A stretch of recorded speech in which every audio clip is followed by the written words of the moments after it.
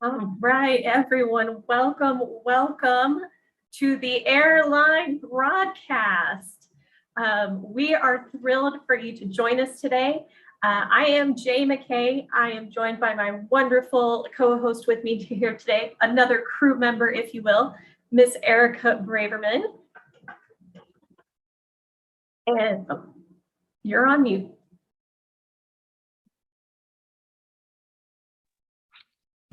Well, we're off to a great start. Hi, how is everyone? Great. Thank you. So just a quick introduction on what you're doing here today and who is hosting this wonderful event. You are here with Nobility for our airline broadcast. Nobility is a nonprofit organization based in Austin, Texas, and an award-winning leader in accessible information and technology. Through accessibility and usability testing and auditing, Nobility works to make the world more accessible to people with disabilities. In addition to these services, we provide educational opportunities and training experiences to help empower others in creating those accessible digital spaces. And we're going to talk about one of those great experiences today here on the airline. We are using YouTube Live today. So for those that are not familiar, just a few little housekeeping rules. As you can see, we have our captions provided from Texas Captions, as well as our ASL interpretation provided by Lotus Sign. If you would like to participate and ask any questions throughout our event today on YouTube, there is the chat feature in the YouTube window over to your right side. If you're seeing it, but you're not able to send a message, you probably need to log into your YouTube account. So either using Google or Gmail, you're going to click that sign in button at the top right of your screen. If you're still having some issues, you may be asked to create a YouTube channel. And the way you'll do that is to just click on that user icon in the top right corner after you have logged in, and you'll see an option to create channel, and then you'll follow those prompts. And then after that, you should be able to type in chat, send us your questions as we talk about the program we're here to really talk about today, which is the Accessibility Internet Rally 2021. All right, so Erica, why don't you introduce yourself for us? Yeah, absolutely. So my name is Erica Braverman. I'm one of the community engagement specialists here at Nobility. And this is very, very exciting for me to be participating in our discussion tonight, because prior to working at Nobility, I also competed in the AIR program, and it was an incredible experience. I learned so much. I'm still in touch with my teammates. And so I'm very excited to be here talking about this program that had such a huge impact on me, learning about accessibility, and also to share that with you and to answer some questions for folks who might be wondering, what is this and how do I even wrap my head around this idea of accessibility or what it means to participate, and maybe get some, either quell some concerns or answer some burning questions.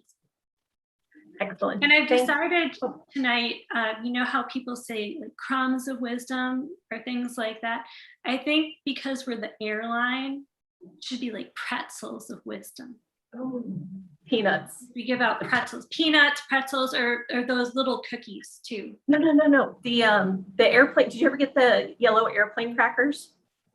No, we can give those out, but I've never had those. We are giving out all sorts of snacks of knowledge tonight. I see a question in here from Boughton Jones. The video will be on demand for later, correct? Yes, that is correct. For those of you who are wanting to share this later, maybe have friends who couldn't join us right in this evening, we're going to have this available on our YouTube channel. So feel free to check it out. You can watch it again and again. Getting all those nuggets, all those good tasting nuggets. That's right, all those pretzels and cookies. All right, and just a quick introduction. I am Jessica J. McKay. I am the new community programs manager here at Nobility. It has been a whirlwind month. Not only have I moved out of the state of Texas to Alabama, but I took on this position and jumped right into this event, and I could not be more ecstatic and thrilled to be here. So hopefully I will gain even more information as we do this, and Erica has been my right-hand gal throughout, so it's been great. Just to give you a little bit of an introduction about exactly what we're doing here for our airline broadcast. Of course, we want to answer any questions you might have about our upcoming air event. We want to talk a little bit about maybe what air is and how it's changing digital spaces everywhere. Why is that important? Well, in short, internet is not accessible. It's really not. Even over the years, we're still having issues.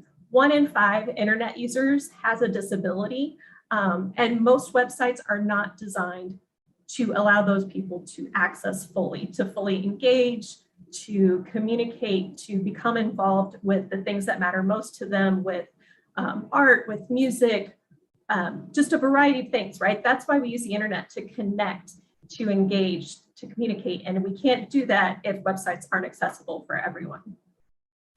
And so what AIR does is it is a unique opportunity for web developers to not only learn those skills to create these beautiful accessible spaces for an NPO and an artist or a musician, but to also help spread that awareness, that knowledge.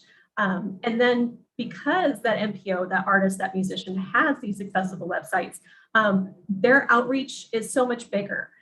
Their awareness is enhanced, and now they can take all of the skills that they've learned from the experience and apply them not just in digital spaces, but any space that they interact with.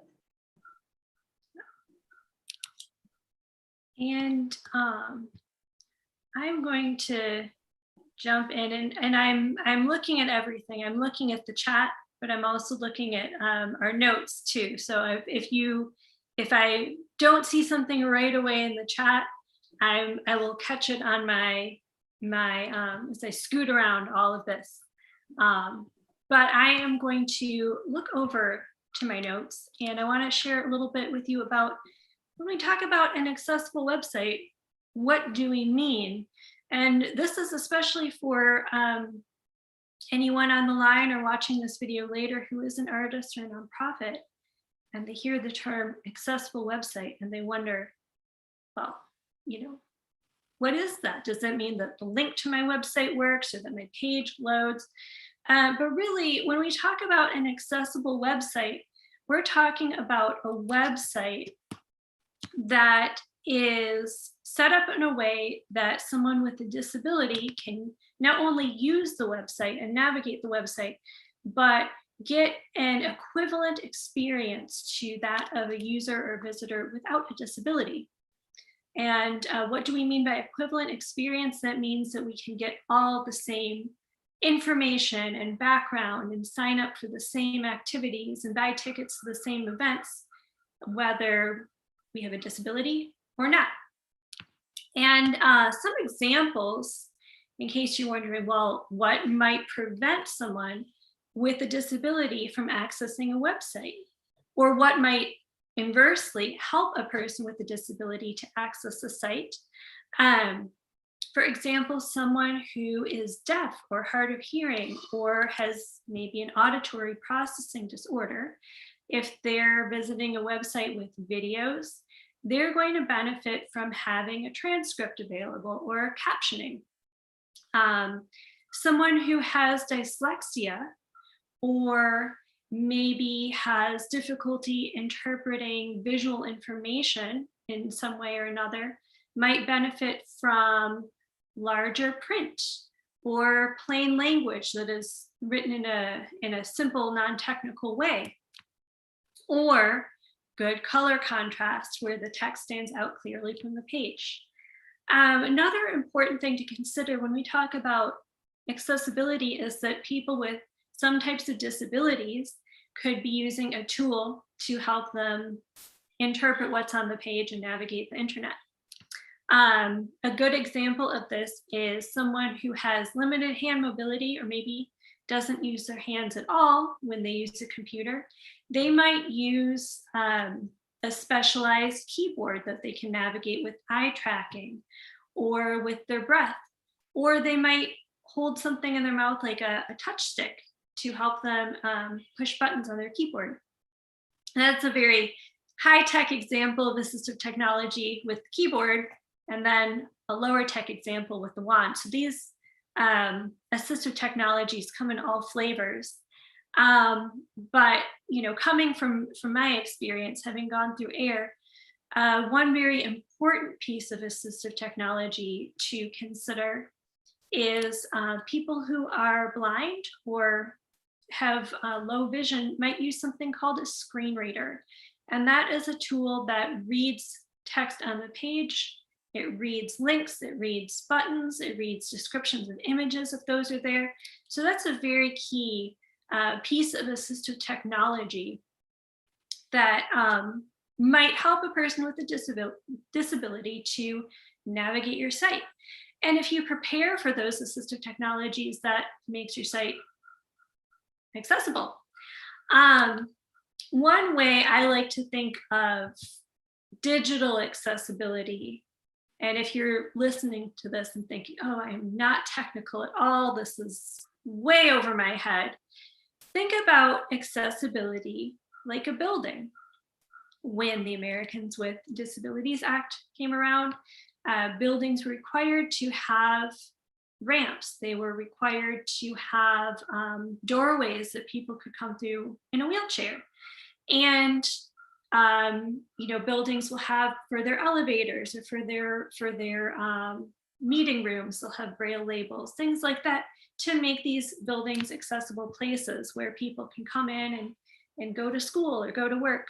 And that's really what these accessibility features on a website do, is that they remove barriers and make your website a navigable and useful place. And this is not on the script, but I do have a pretzel of wisdom. The first pretzel of the night. If you are listening to me talk about this and you have a website and you are sitting there in your seat like this because you just realized that you have paid no attention to accessibility because you didn't know about it, right? Everyone has to learn this. Or if you're wondering and thinking, oh, I've got to get off this this video right now and go check my website and see what I can do and where do I start? Please don't panic. Accessibility is a journey. It is not a sprint. It's not even a marathon. It's a pathway of exploration, and you can stop and look at things for as long as you want and revisit things and keep learning. And if you are participating in this program or any tool or guide or class towards making your site accessible, no one is expecting you to learn this overnight. It will take many nights and days of learning, enjoyable nights and days of learning, but consider this step one, and don't worry if your site is not on fire. I promise. Which is nice because you can stay and watch the rest of our YouTube live. You don't have to panic and run for your WordPress page. Yeah, don't run, don't panic just yet. So Erica, you were talking about all these examples about how to make a website more accessible. And we did talk about, 1 in 5 users potentially having a disability that would prevent them from being able to access the website. But why is that something I want to focus on, other than just being a nice person, right? There's got to, I'm a busy person. I've got to get this MPO up and running. I'm an artist. I've got other stuff to do. Why is it important to make sure my website's accessible? That's a great question. Well, when you think about that 1 in 5 users, that's really a lot of users. And, you might be sitting in your seat thinking, well, how many people with a disability do I know? But, think about their hidden disabilities. There are people who have learning disabilities. There are people who have temporary disabilities. Maybe if you are having a migraine, a really bright screen or a loud video might be too much. Maybe you're looking for that transcript so you can read it later when your headache's gone away, or maybe you've injured your hand and using that mouse is difficult, and being able to tab around with the keyboard is going to make it possible for you to get on the internet that day. So really, when you think about all those different situations, you're looking at a lot of users on your site, and think about what the visitors to your site are coming to do. If you are a performing artist, they might want concert tickets. They might want to look at examples of your past work. They might want to repost you on their social media, right? Oh my gosh, look at this person I put on their playlist while I'm cleaning, and it just made my day so much better today while I have to clean my house, right? And then all their friends learn about your music. They might want to volunteer. If you run the community garden, someone might be looking for a way to get out of the house, do a socially distanced outdoor activity, and they would just love to come garden with you, right?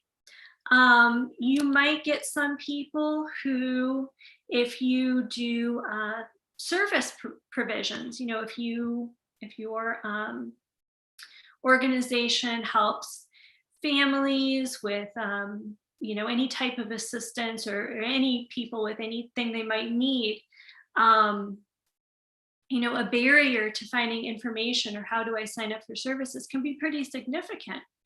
And then also, you might be missing out on volunteers or donors if they're not able to get into your site and learn about how they can get involved, or maybe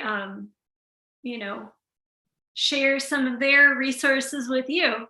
So really, when you have an accessible website and you're really striving towards that 100% of visitors being able to come in and have that equivalent experience, you might find people who have all sorts of skill sets, who are able to come to you, or all sorts of interests, or they might be one of your diehard, come to every concerts, waiting by your tour bus with the sign, "We love you," because you made your site available to them. Yeah, I think that's a big thing. A lot of times it's not the people that you already know that are there. It's all the people that were trying to get to your site, to get to your info, that couldn't, that you're missing out on. And by making those websites more accessible, that just broadens your reach so much, that why wouldn't you want to make sure that all these people can access all the wonderful content you're creating, all the good that you're doing. And we want to make sure that you have the tools to do that. And we really think AIR is just such a wonderful opportunity to do that. It's fast paced, it's exciting. Yes, it's competitive, but really it's trying to build everybody up to make sure everybody's part of that journey, that we're building those skills together and really pushing forward in that mission. All right, so now that we all know why accessibility is important, maybe we're a little more interested in joining AIR, either as a web team, maybe as an MPO. Let's go over some questions you might be having. So we have a list of things that we've heard over the years and various emails and conversations, but of course you can always join us in the YouTube chat as well, and we'll get to those. But we'll go ahead and start off with our first question that we have here, which is who qualifies as a potential NPO or client? So you're saying, oh, am I worthy? Am I worthy of this website? Am I worthy to partake? Yes, of course you are. We do have some guidelines in terms of, who are some good ones that might benefit most from this. We are looking typically for nonprofit organizations or charities with a 501c3. Virtual, not virtual, well, that too, but visual or performing artists, musicians. We've even had some small businesses participate as well. If you're not sure if AIR is something that could potentially meet your needs in terms of the website you're hoping to make, You can always email us and contact the airline at air@nobility.org. And we'll make sure that we give you some more guidance on that. All right, and so Erica, maybe you can talk about our second question, which is kind of like, what kind of website could I expect as a client? Like, how big, can I get, what can I expect out of this website? So typically our AIR websites are about 10, maybe a few more pages. And it's not that we don't want to give you the world, we really do, but we only have 6 weeks. And, so we want to make sure that our sites are manageable, not only for our developer teams. We don't want to, send them on a slog, a sprint to finish all these pages, but because if we have a manageable number of pages, they have more time to refine and check in with you as the, future site owner, and make sure that they're giving you a quality product. And, there's so much learning built into this process that, it's good to have that time to stop and revisit and, well, wait a minute, is this going to be accessible? How can we do this in a way that is accessible? Work on that together and learn about that together. So we typically don't want to have a very large website coming into AIR. And when we say 10 pages, we mean, all the different locations and stopping points. So, I know some sites have a volunteer or a help us out page, support us, right? And then from there, you might go to volunteer page and a donate page. So that's really 3 pages. You have your support us page, talking about why it's so important to support this organization and all the good work they do, right? The volunteer page with all of those roles and activities, and then the donate page, which we all know what that is, right? Very important page. So think about that as 3 pages, even though the overall concept is support. And I think something to think about, and some of you may be thinking, oh, well, but I'm going to need all of these pages. And sometimes you really don't. I think another thing to think about in terms of accessibility is also that reduction of clutter, and really honing down into what is the big message, what is the clear vision I want to give people when they get to this website.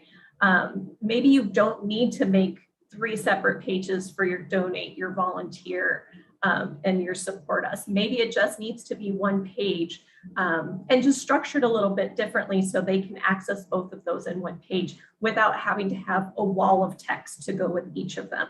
And so that's the other nice thing about this experience, is it really helps you think about good design as well as good accessible design too.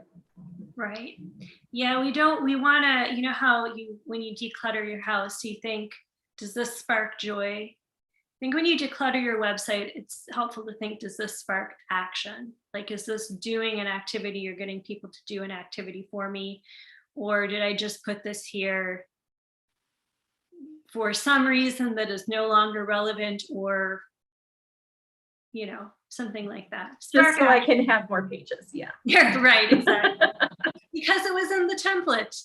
Right? We've done that. We've all done that. We've all, no shame, but, decluttering for AIR or for anything can really help to be part of that accessibility process. So speaking of templates, I think this kind of segues us really nice into our next question, which is, can we use, we being the clients or the web teams, are we going to be using platforms and services like Squarespace, Wix, and Google Sites? And I'm going to tell you at this time, not really.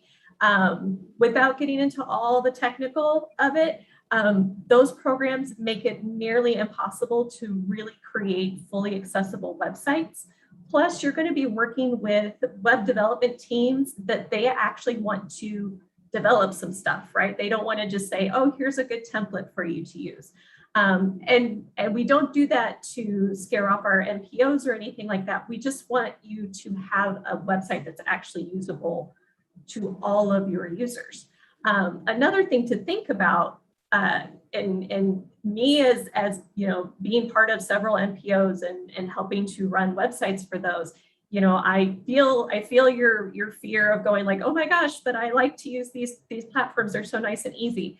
But just to kind of talk very, very briefly, let's say you have a volunteer who does happen to have a disability, and they would love nothing more than to help manage your website. Depending on that disability, more than likely, they may not be able to do that using some of those platforms because those authoring tools are not designed from that perspective of accessibility as well. So those are some things that we have to think about as well when we're creating those websites. So again, if you have questions, concerns about, well, I already have one, what happens to that one? Again, please contact the airline and we're more than happy to hold your hand, walk you through, answer any questions you might have about that. All right. Should we talk about teams? Yes, let's talk about teams.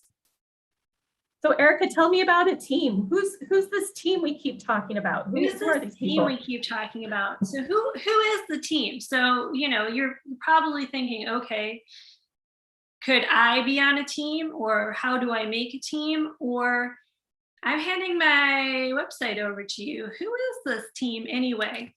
And these teams are volunteers. They might be people who signed up as individuals and we put them together in a team.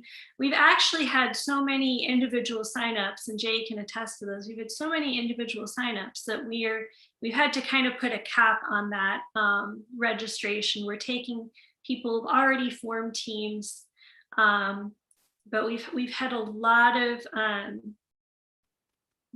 not really lone wolf, but people who are just really excited, like I'm going to jump in. I'm going to jump in. I'm not going to wait for my friends. I'm going to be the leader here.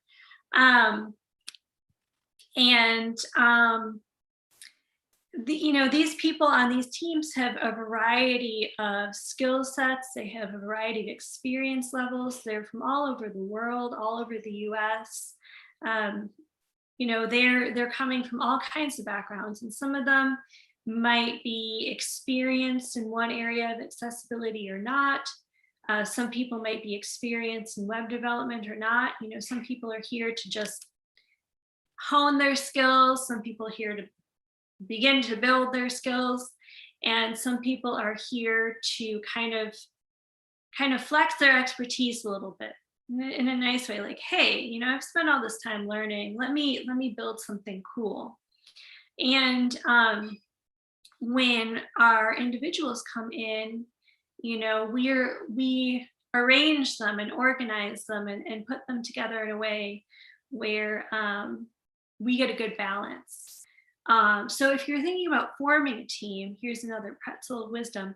I encourage you to maybe talk to some of the folks that you'd like to put together on a team. Not that everyone has to be an expert in everything, but just kind of look at what this competition entails and think a little bit about who might want to take what role. Even if it's a role where you're not an expert, and we're going to talk more about this soon, we're going to have lots of support and resources for you. But think about what's an area that this person on my team really wants to get into, or where they might have a little bit more knowledge. Either one of those reasonings would be a good way to get into that role. So our teams are really coming from all different walks of life and experience levels, but what's uniting them is that they're here to work together and learn together and build an accessible site. And my team, I came in as an individual, and I came in knowing very little.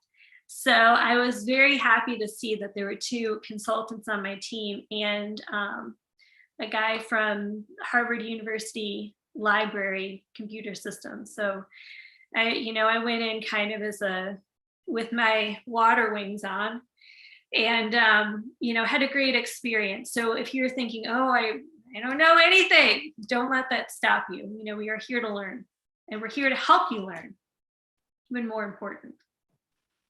And I know we're talking about all these teams, maybe being new to this or learning. We still will we provide all the resources and training to help make sure that these are successful websites, that they are usable. So it's not, just kind of randomly picking people and throwing them together in a room. When we compose those individual teams, we are looking at what skills they do bring, because even if you're not necessarily an accessibility expert, you may have knowledge in terms of project management, which is very important when you're doing the competition like this, or content editing, or UX design. So we want to make sure that all of those tools in your toolbox are provided. And just to kind of touch a little bit too, we talked about, well, I don't work for a company that has like a web team already, which we do have. We've had several companies in the past, and we have companies that sign up now that their web team is feeling competitive and wants to take an opportunity to learn a little bit more about web accessibility. So they register a team. But you don't have to do that. Like we said before, if you want to do it and you have 4 or 5 friends that are also interested in starting this journey with you, you can all register together. Like we stated before, we are not taking individual registrants at this time. We just had so many people sign up all at once, and that's just a lot for us to, again, have to sort through all of those individual skills and make sure, this is also a global event. So we're trying to match time zones and everything else to with that as well. So very exciting for us, but there's only so many hands to do the work. So we had to shut down our individuals, but bring in those teams, grab your friends, and take that journey together for sure. I want to kind of skip a little bit to talk about the competition itself. And, we keep saying this is a competition, we're building these websites. Well, what's going to happen, right? So as part of the competition, not only will you receive some excellent training from experts in the field, you'll participate in, for web development teams, you will have 2 days of training on accessibility, as well as access to our Learning Center, which will have additional resources and information.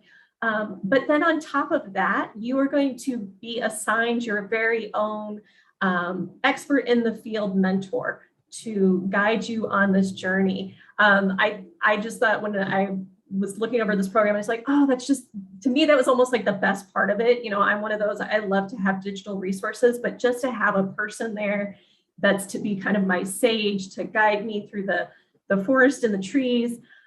They are there to help you, to guide you, to give you advice, to answer any of your questions.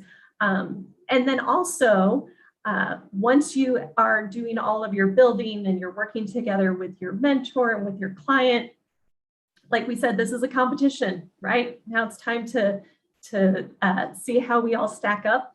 And that will be with our judges. So we have just an extensive, impressive list of judges already for this year. And these are people, again, who are experts in the field, and they will take a look at your website, and they have a scoring form that all the websites are essentially scored on that exact same form. We will actually give you access to that form. So that way, exactly, if you're like me, I'm in grad school right now. I love a good syllabus. I like to know, I like to know what I'm getting graded on. Same thing with this judging form. We want to make sure that all your questions are answered. So you'll have access to it. And that judging form, a lot of it, the basis really is from the Web Content Accessibility Guidelines, or WCAG. We do pull other concerns and issues and things that, people have spoken to us about, or things that are coming up that maybe haven't made to WCAG yet, or maybe are from other people's considerations for accessibility guidelines. But really a good chunk and basis is really kind of the backbone of it, is that WCAG. Do you have any other comments on that one? Did we cover it pretty well? I have 2 pretzels for us. Oh, So the reason I get so excited about the mentors is because that is really such a cool thing about this program, is that you have, and especially for me, like I said, coming in with my water wing, my training wheels, having a mentor was so cool. Like we're, me with my 10 weeks of coding class from the extension program. And then all of a sudden here's someone who's been in the field for years who I can talk to as I get started with this. One thing that I really wish that I had known before starting this conversation with our team mentor was that you don't have to pretty things up. You don't have to pretty up your questions before you bring them to your mentor.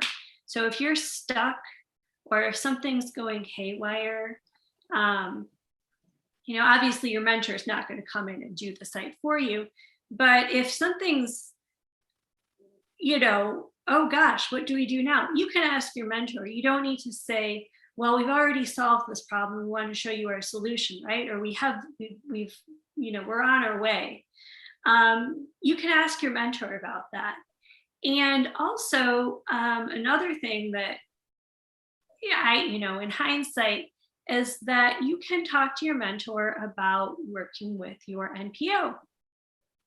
One of our pieces of content from our NPO were some marketing materials, and they were wondering about, well, what does the accessibility look like if we do this or this or this with these marketing materials on the website? And we'd like to do this, but we don't know about the accessibility features that we need to do that. And so, we were trying to explain what features we would need, or, what we have to do to the client. And, that's something where I wish we had asked my mentor, like, how do we frame this discussion in a way where it's comprehensible to the client and we're not making this too jargony, or we're not making this, something where it's like, whoa, I feel like I need a computer science degree to understand this. How do we frame this conversation? And that's something, that your mentor can really step in and help you with.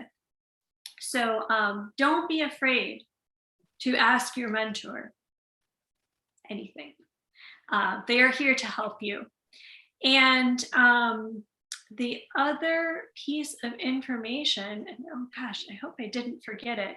If I forgot it, we might need to come back. We were talking about mentors, trainings. I'm going to have to look at my notes. Jay, you might want to jump ahead. Sure, I will. It was a really good one too. We'll get that pretzel when it's ready. Okay. So we've talked a little bit about teams, and I want to touch just a little bit on the organizations or the clients, the NPOs, the artists, musicians, and what their role is going to be during that competition as well. You will have some responsibilities. They aren't super scary, I promise, but you do play a major role because it's your website, right?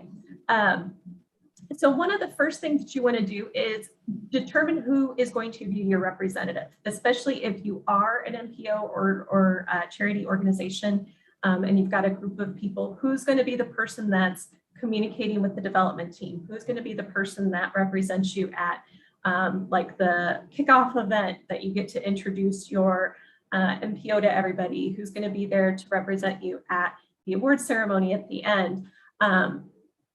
But also, who's going to go to the trainings and things like that. You want to make sure you pick who that is.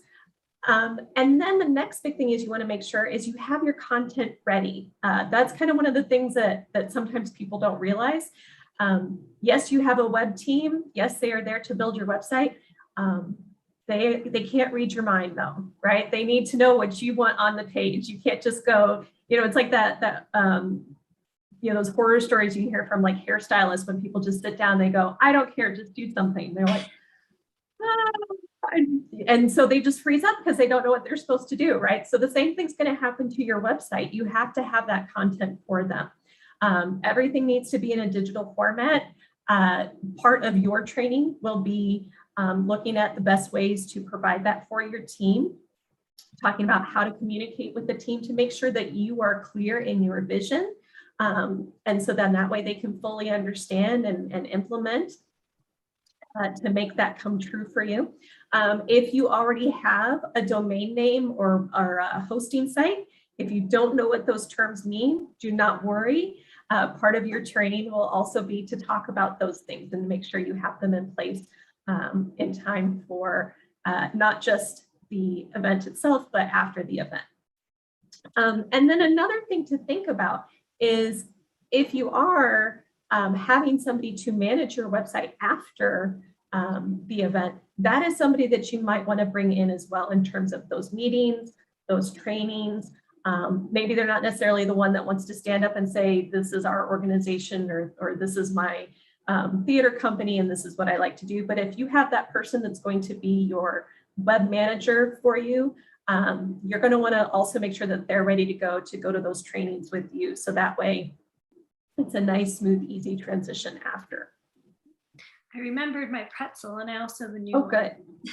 So the first thing I was going to say is Jay talked a little bit about our judging form and how it follows the WCAG standards, the Web Content Accessibility Guidelines.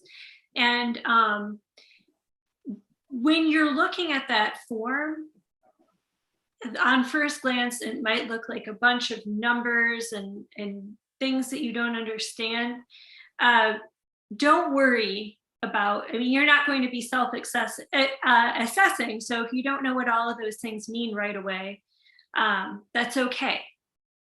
But I encourage you, if you're on a developer team, or if you're looking at your own website as an NPO, even if you don't understand that judging form right away, keep it in mind and maybe use it as a resource to look up what some of those standards mean, because as you get into accessible development, remember this is a journey, you're going to see those same standards and terms again and again and again.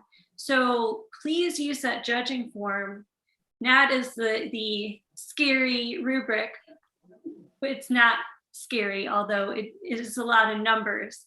And that is also something, you know, if you have questions, please ask us. Do not fear the numbers. They keep us organized. But, you know, keep that in mind as like, okay, this is my first project that's going to be assessed according to WCAG. And I know that I'm going to be using this as an assessment over and over. So please consider that part of your learning process. And then my next pretzel for the developer teams. Get to know your NPO. And I know it's harder in COVID, you know, it's hard to go and see them in person, especially if they have a cool studio or something. Our NPO, and I'm going to give them a shout out because they're wonderful. They're here in Austin. They're called Golden Hornet. And, you know, we met them at the kickoff and we're going through their website.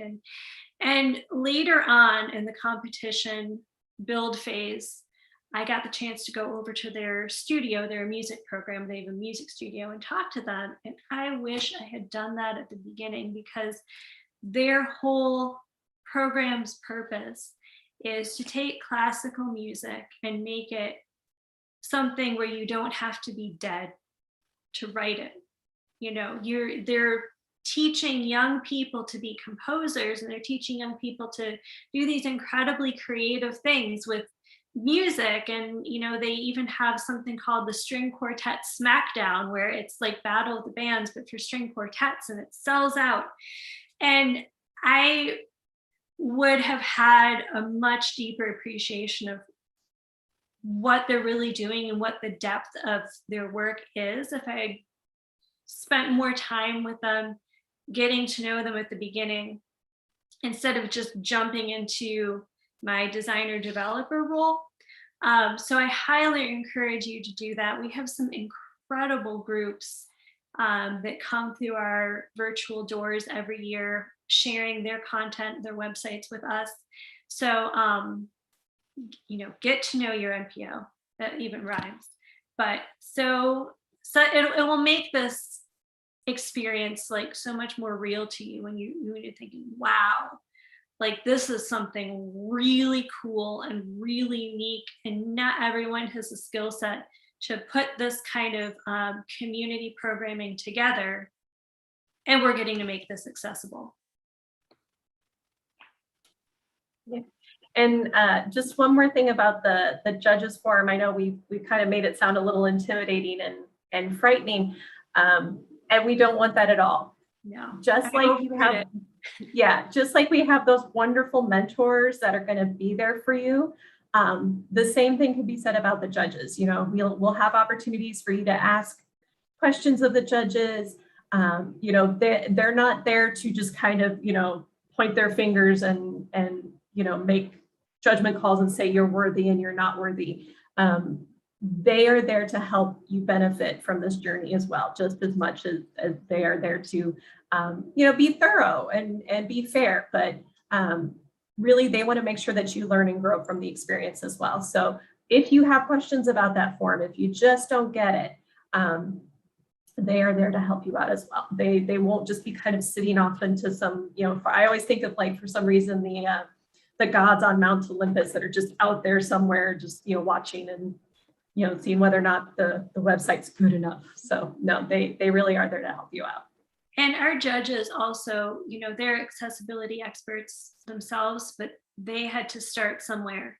And so every single one of our judges and our mentors was sitting where you are now, wondering if, you know, if you know enough to join AIR.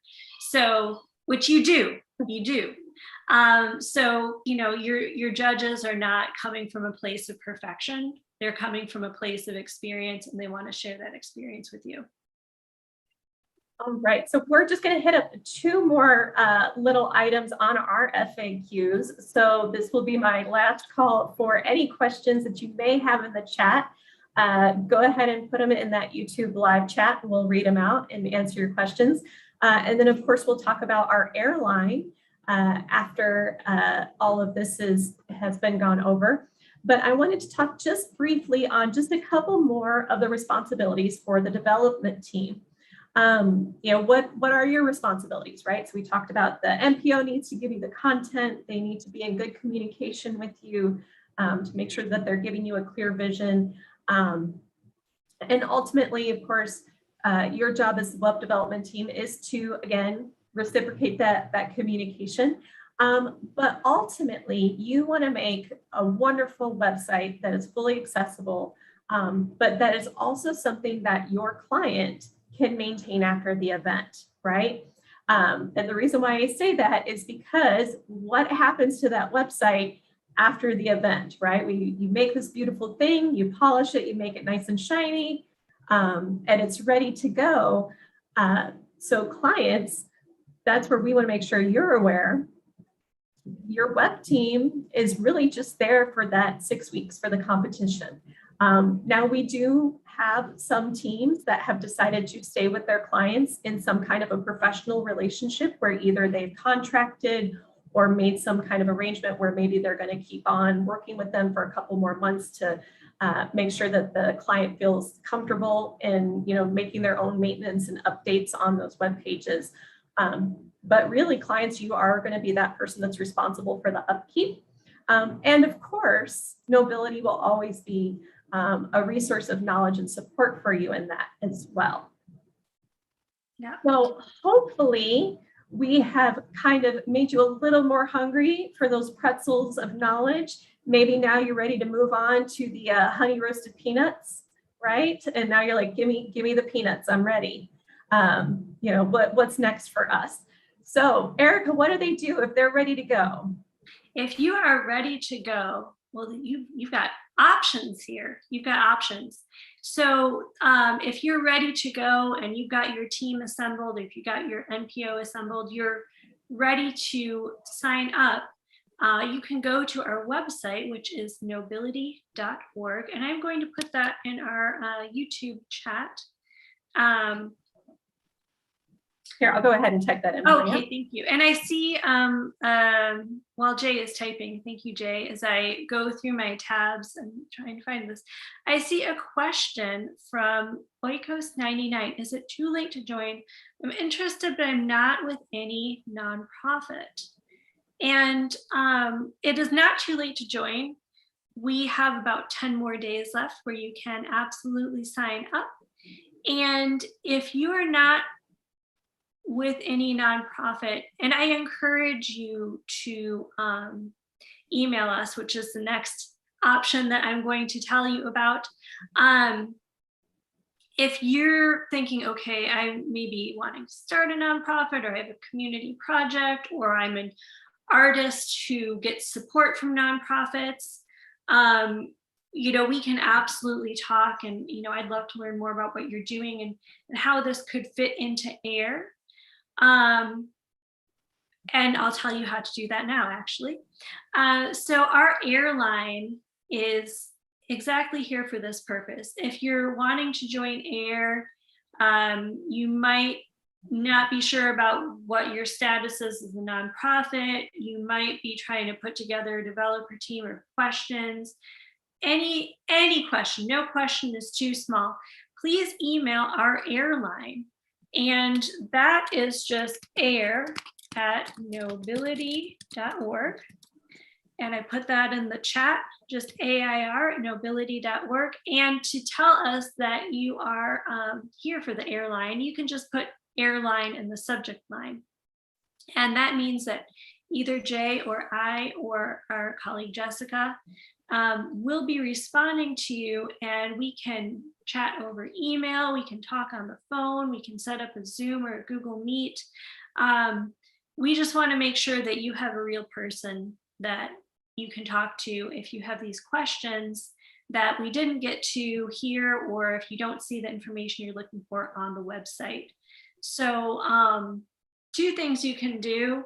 You can go to the Nobility website and register, or you can get your questions answered on the airline, or both.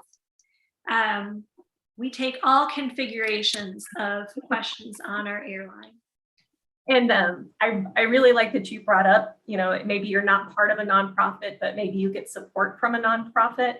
Maybe you have a project that it's something that maybe it's not necessarily a nonprofit, but you have an idea, you have something you want to share with the world. This may be that opportunity for you to do that. You may be somebody that says, well, I'm not really nonprofit, I'm not really doing a project. I want to know more about web accessibility, and maybe I don't have a team, but maybe I have a couple other friends that are interested as well. I know that they talk about it a lot. Like I have friends that I play different video games with, and I know some of them are already in the field. Maybe I can and rustle a couple of them up together to form that team with me. There's all kinds of options if you're not sure which one's the best for you. Like we said before, just email us, air@nobility.org, put airline in that subject tag. If you don't get it in the subject tag, that's fine. It's just a way for us to kind of trigger going, oh, this is somebody that really wants, something a little bit more than just, did you get my registration, right? You got some more in-depth questions for us, and it just lets us know that you're looking for some one-on-one assistance. Right. And if you're on the fence, if you think, oh, this question's really silly, I don't want to put it in the airline email, trust me, we want your question, because this program has been around for about 20 years. This program's older than Nobility. And this program is nearly ready to rent a car on its own, and get the not the raised rate and everything. So this program has had to grow and evolve, and a lot of that evolution has come from the needs of our NPOs and our developer team. So if you have an issue that you have a question about, or this issue is affecting you in terms of your registration or participation, we want to know, because the more information we have about questions and concerns from our participants, the better we can make this program going forward. So really, we welcome any question or concern that you have. You can even ask us pretzels or peanuts. Yeah. We'll let you know. Usually do that because we're the airline. Oh, that's true. Well, maybe they want to know which one we have available that day. Right, exactly. Right. So, and we don't charge more for first class. If you want the full snack pack, you can get that too. There you go. All right. Well, I think we are just about out of time. This has been an absolute joy and pleasure for me. I hope you all have had a great time, and maybe we have answered at least a few questions. I know we've got quite a few nuggets and morsels, pretzels of knowledge. We're gonna put those on t-shirts next year, I think. Get your pretzel of knowledge. hopefully this has inspired you, excited you. You're ready to come and join the airline crew, so to speak, and join our rally, changing the world one website at a time. And we'll see you soon. Erica, any other last closing thoughts? Air was so much fun. It really was so much fun. You know, it was work, but it was really fun from start to finish. And I hope you join us and have the same amount of fun that I did. If you guys have the same amount of fun that I did, I'm successful. There you go. All right, so we are going to go ahead and sign off. The airline crew, we're going to go ahead and land our rocket ship for now. We'll be in touch soon. Of course, you can follow us on our social media at Nobility. You can check out our website at nobility.org. If you want to know more about AIR, nobility.org/program/AIR. And Mark, thank you for that tidbit. He was asked to join the web development team for over 20 years ago, and the most rewarding experience in his life. For me, I have not had the chance to participate in AIR this year, and already my brain has just grown exponentially since I've been here. I'm just so full of stuff, and I've got to keep putting more in. So it's been a great journey for me too. So thank you all. Thank you, Erica. Thank you, everybody here, for making this a wonderful airline broadcast, and we'll see you soon. Thanks for listening. And thanks also to Mark behind the scenes, making sure our tech is in shape and running. And we also want to thank Texas Captions, our wonderful captioner. And we also want to thank Lotus Signs, Barbie and Paula, for providing our sign language interpretation tonight. And thank you, Jay, for putting all the notes together. That helped me stay on task. Well, thank you for being here, Erica. You've been a wonderful crewmate.